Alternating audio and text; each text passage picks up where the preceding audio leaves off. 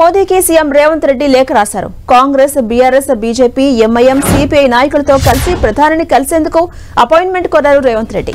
స్థానిక సంస్థలతో పాటు విద్య, ఉద్యోగ రంగాల్లో బీసీలకు రిజర్వేషన్స్ వంటి 42% పెంచాలని 2 బిల్లులను తెలంగాణ శాసనసభ ఏకగ్రీవంగా ఆమోదించింది. ఈ నేపథ్యంలోనే బిల్లులకు కేంద్రం మద్దతు కోరేందుకు అపాయింట్మెంట్ ఇవ్వాలని లేఖలో సీఎం రేవంత్ రెడ్డి తెలిపారు. బీసీ రిజర్వేషన్ అంశంపై చర్చించేందుకు సమయం ఇవ్వాలని విజ్ఞప్తి చేశారు. బీసీలకు విద్య, ఉద్యోగ, రాజకీయ అంశాల్లో 42% రిజర్వేషన్ ఇచ్చే బిల్లును తెలంగాణ శాసనసభ ఆమోదించింది. దీన్ని కేంద్రం ఆమోదిస్తే తప్ప రిజర్వేషన్ అమలు చేయడం సరికాదు. అందుకే ఈ ఇష్యూలో కేంద్రం దగ్గరకు అఖిల పక్షాన్ని తీసుకెళ్లాలని నిర్ణయించారు సీఎం రేవంత్ రెడ్డి. రాజ్యాంగం ప్రకారం ఉన్న రిజర్వేషన్లో 50% మించి ఉండకూడదు. ఇప్పుడు తెలంగాణ ఆమోదించిన బిల్లు చట్టం కావాలంటే పార్లమెంట్లో రాజ్యాంగ సవరణ అవసరం ఉంటుంది. అందుకే దీనిపై చర్చించేందుకు ప్రధానిని కలిసి ఒప్పించే పనిలో పడ్డారు సీఎం రేవంత్ రెడ్డి. మరోవైపు కేంద్ర రైల్వే శాఖ మంత్రి అశ్విని వైష్ణవ్ను కూడా తెలంగాణ సీఎం రేవంత్ రెడ్డి లేఖ రాశారు.